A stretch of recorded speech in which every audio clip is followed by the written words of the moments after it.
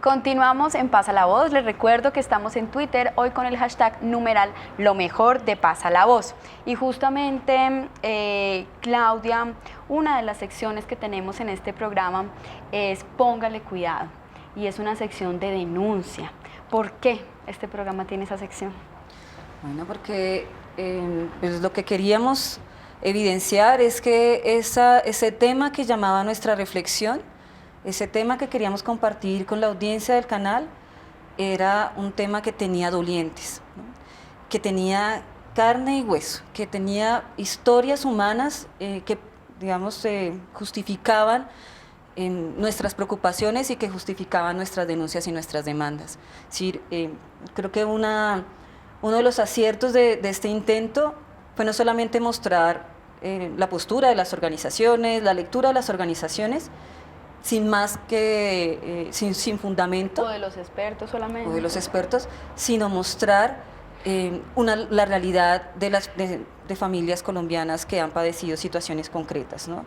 Creo que el permitir que el televidente viera rostros humanos que detrás de denuncias como ejecuciones extrajudiciales, desapariciones forzadas, afectaciones ambientales por minas, despojados, campesinos, indígenas, llamaba la atención, ¿no? Es como, oiga, eso que están denunciando allá un grupo de derechos humanos, oiga, es verdad, hay familias que efectivamente están padeciendo esto, así es de que nuestra apuesta por darle voz a los que suelen no tener voz o a los que suelen acallarles la voz, esa fue una apuesta fundamental de este espacio. También hablábamos que la denuncia tenía también un sentido y era sacarla de ese plano judicial, ¿no? Sí, básicamente yo creo que todo colombiano ha sufrido. O sea, uno hoy pone una denuncia por la pérdida del teléfono, que lo atracaron en la calle y nunca hay justicia. Pues esa misma historia le pasa a las comunidades y los defensores de derechos humanos. Entonces las denuncias, digamos, que se hagan públicas, sientan un precedente ético. Porque el nivel de impunidad en Colombia es grosero, casi el 99%. Sí, es desastroso. Entonces, hay justicia cuando se trata de algún poderoso. Entonces, amenazan al hijo del señor más importante y a los 2 días el resultado. Entonces, el problema no es que no exista cómo hacerlo, sino que hay, yo creo, que un trato muy displicente de la justicia, del poder, de las élites, frente a la gente del común. Y hay un favorecimiento grandísimo de la justicia en la violación, en los violadores de derechos económicos, sociales y culturales, pero también de la oposición, también de los defensores de derechos humanos, de los periodistas. Entonces, digamos que estos programas son muy importantes, sumado a lo que dice Claudia, que no es que nosotros nos inventemos las cosas, es que están sucediendo. Y es que hay gente, carne y hueso, con sueños, esperanzas, que está sufriendo en su vida. Y este Estado social de derecho, como lo decía Holman, debería protegerlos porque no es el aplastamiento de las mayorías a las minorías. Lo que se pactó fue que todas esas minorías tuvieran garantías para vivir igualmente de bien que la gente que ostenta, digamos, mayores beneficios en el país. Bueno, entonces yo creo que es el momento de que veamos cuáles fueron esas denuncias de esas personas que pusieron su voz y su rostro para contarnos su realidad. Veamos lo mejor de Póngale Cuidado. Hemos sido engañados por medio del Agustín Codazzi o el Encoder y la Occidental de Colombia. Hay una malformación en los animales, se está presentando. Un pollo nació con 4 patas. Mi padre se llama Antonio Camacho Rugeles. Cuando los diálogos del Paz del 84 se rompen, a mi padre lo desaparecen un poco de tiempo después. Soy hija de Guillermo Rivera, sindicalista desaparecido y asesinado el 22 de abril del 2008. Ese año en el que asesinaron a mi padre, iban 32 sindicalistas asesinados. Sentí bastante temor que él me fuera a hacer algo grave. Dios como que lo sostuvo y no me dejó que me pegara. Me decía, sálgase de aquí, perra, y bueno, no sé qué. En 2011 el procurador hizo afirmaciones falsas sobre la salud sexual y reproductiva. Por ejemplo, que el aborto no es un derecho o que las campañas de educación sexual buscaban la promoción del aborto. Si no fuera por la visibilización, por la denuncia permanente de violación de derechos humanos, ya nos habían acabado. Como ese era el sector campesino, ya no existiría. Todavía sigue sucediendo casos tan lamentables como lo que está sucediendo con las detenciones arbitrarias del compañero Carlos Morales. Bueno, Claudia, estamos aquí hablando justamente de lo que implica una denuncia, sobre todo para esas personas que están directamente siendo afectadas. ¿Qué nos querías comentar sobre el tema? Bueno, yo creo que sea esta la oportunidad de agradecer a todos esos hombres y mujeres que dieron su rostro, pusieron su rostro y dieron su voz para expresar esto que les afecta y hacer estas denuncias, porque yo sé que para muchas personas, incluso en una ciudad como Bogotá, presentar una denuncia por el hurto de un celular puede ser una situación estresante, tensionante y que le genere temor, ¿no? Sí. Por represalias o problemas que pueda tener. Imagínense lo que significa para una mujer salir a denunciar que fue víctima de violencia sexual, para una comunidad campesina denunciar que una gran empresa, que un personaje conocido, un político prestante del país, es el responsable de su violación y de la afectación de sus derechos. Eso, por supuesto, que pone en alto riesgo su seguridad, la de su familia, la de su comunidad, y estos hombres y mujeres muy valientes han decidido no seguir callando y contarle a la opinión pública esa otra versión de la realidad, esa otra versión de los hechos que generalmente se quedan expedientes, pero que los grandes medios no difunden. Así es de que quería aprovechar para darle un gran saludo y un fuerte abrazo a todos ellos y ellas. Sí, muchas gracias. A propósito también del programa, tenemos,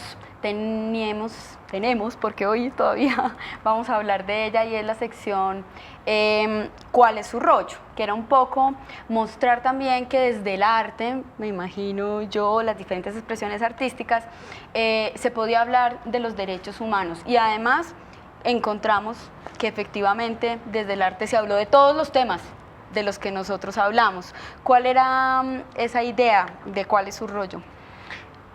Yo creo que hay algo que es muy interesante, es que el arte, digamos, desde la contemplación tiene un valor muy importante, pero el arte también nos sirve para transformar, inclusive para catalizar, para hacer terapia, y hay muchos movimientos artísticos en el país que nos han colaborado, inclusive la música del programa es una sesión hecha por un grupo que, al ver que es el movimiento de derechos humanos, al ver la finalidad del programa, dicen sí, no hay problema, hagan uso de la música, y hemos encontrado desde el teatro, la danza, solidaridad muy importante con lo que pasa cotidianamente con la gente. Acá, por ejemplo, grupos de rap hicieron su aparición a partir del derecho a la salud, grupos de teatro, de mujeres, víctimas, denunciando también el exterminio, el genocidio de muchos sectores campesinos, indígenas, políticos. Entonces nosotros siempre hemos creído que el arte es un amigo de los derechos, un amigo de la vida a sí misma. Y en esa medida hemos hecho esa invitación al arte en este espacio. Bueno, entonces es hora de que veamos lo mejor de cuál es su rollo. El día será mal día cuando el sol no brille más. En cada hospital, 4 a.m. madrugar, en la fila esperar, ya la vida se va. La gente camina huyendo. Hicieron con mi tierra la escuela y los animales. No es necesario pertenecer a una organización o tener una profesión específica. Aunque parezca absurdo, hay quienes quieren impedir el trabajo de las y los defensores.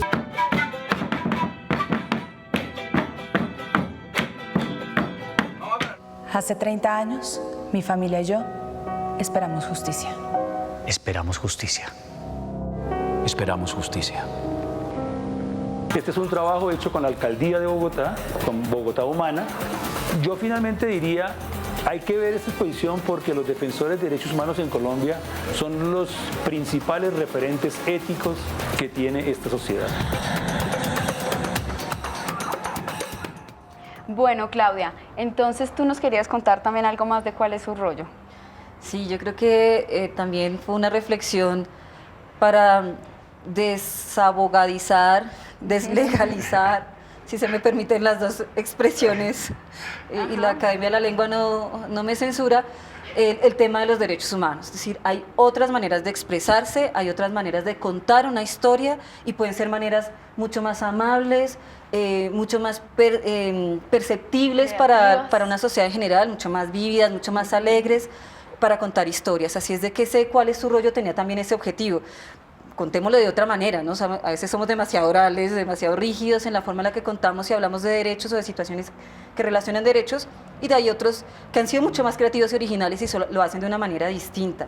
Y creo que también el arte, así como lo menciona Andreyev, ha sido una forma de hacer catarsis, también ha contribuido muchísimo en los ejercicios de memoria, y este país necesita, y más en un momento como este, toda la riqueza y toda la creatividad posible para que no se nos olvide lo que ha vivido este país en los últimos años, en las últimas décadas, y para que este paso, ojalá definitivo, hacia la paz sea un paso definitivo, sea un paso sólido y sea un paso que se siente basado en la memoria de lo que no debe volver a ocurrir.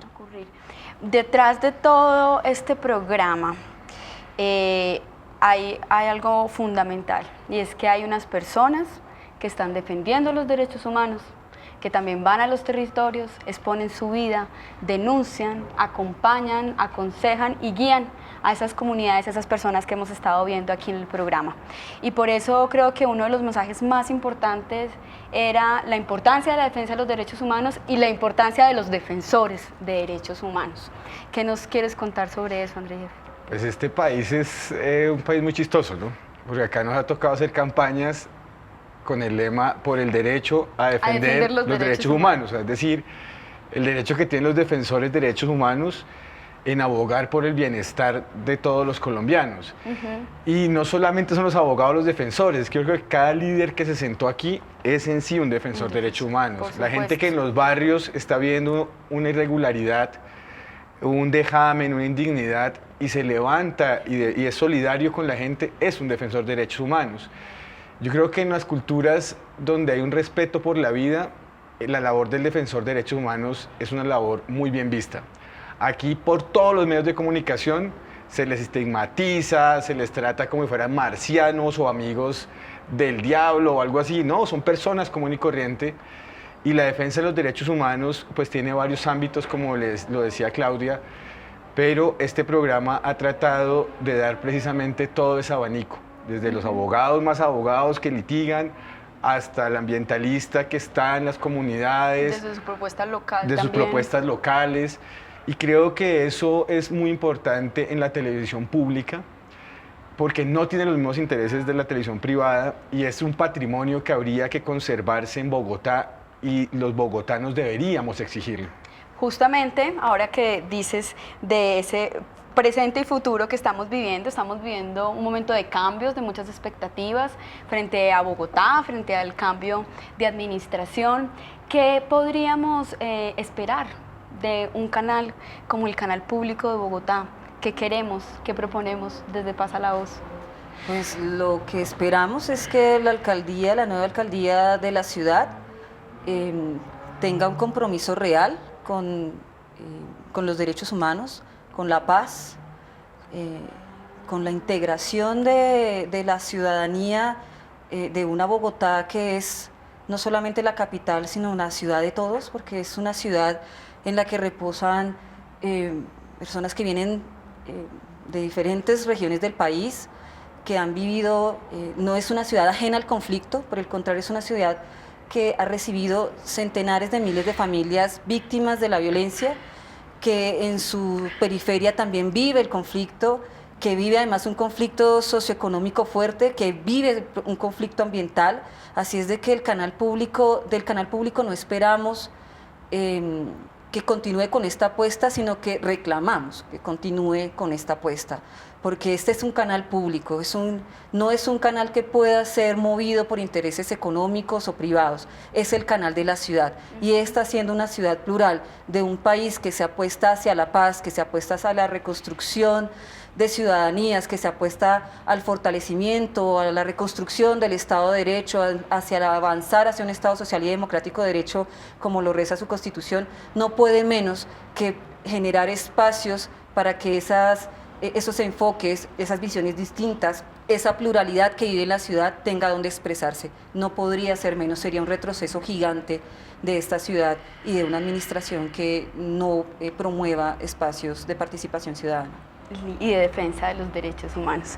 Bueno, hemos llegado al final de nuestro programa. Quiero agradecerle a nuestros dos invitados el día de hoy, pero sobre todo a todas esas personas que están detrás de estas cámaras y que hacen posible este programa, a Vivi, la maquilladora, también a los camarógrafos, Juan Carlos, Felipe, Diego y Don Hugo, a Mauricio Jiménez, nuestro productor, que me acosa aquí por este apuntador todo el tiempo, en el máster a la gente del BTR, al director de cámaras, generador de caracteres y sonido, a las periodistas que estuvieron como hormiguitas trabajando, que son Sara García, Catherine Jaimes, Tatiana Portela, Alejandra Rivera, Diana, al semillero y seguridad que también nos apoyó de la Universidad de Santo Tomás, a Daniel, Diana, Miguel, David y Paula, que son practicantes, a todos ellos, mil y mil gracias por toda su colaboración, por su apoyo, por sus ideas y por hacer realidad este programa que es un sueño de muchos. Y a nuestra directora, Angélica Chaparro. Y a nuestra directora, sí, por favor, ya la había mencionado al principio, pero ella es también gran artífice de este programa. Entonces, para finalizar, los dejo con la última parte de la entrevista con Holman Morris, que nos hablará justamente sobre el futuro y el presente del futuro de la televisión pública en Bogotá. Hasta pronto. Hoy Canal Capital, con orgullo lo digo, es la cuarta entidad más querida por los bogotanos. Hoy Canal Capital es el único canal público que genera opinión pública en el país. Hoy Canal Capital tiene un reconocimiento a nivel de América Latina y en el mundo por ser paradigma de un canal que promueve una cultura en derechos humanos, una cultura de paz en medio de una sociedad aún en conflicto. Yo digo que el Canal Capital es patrimonio de Bogotá, pero se convirtió en un paradigma, en un patrimonio de televisión pública en Colombia. Demostramos que sí se podía hacer buena televisión pública, entendiendo la televisión pública como aquella que interlocuta con el ciudadano, no la que ve televidentes como consumidores. Entonces, la posición, la invitación es que ustedes defiendan esa propuesta de canal. Es un canal de ustedes, que se pueden corregir algunas cosas, por supuesto, pero creo que la televisión pública, la sociedad y la democracia han ganado mucho con esta apuesta de televisión. Yo invito a movimiento social, al movimiento de defensa de derechos humanos, a los jóvenes bogotanos a que defiendan su canal, a que si bien es cierto ha llegado un nuevo gobierno, pues hay cosas que pueden rescatarse del canal. ¿Será que su línea de derechos humanos y de cultura de paz tiene que cambiar? Cuando nos estamos aproximando a un plebiscito que lo que más necesita es pedagogía para la paz. ¿Será que el movimiento LGBTI le van a permitir tener un espacio? ¿Será que vamos a tener una franja de opinión de lujo como la tiene Canal Capital? ¿La van a quitar o borrar por un simple capricho? Está el rating y están los hechos. Hay que defender a Canal Capital.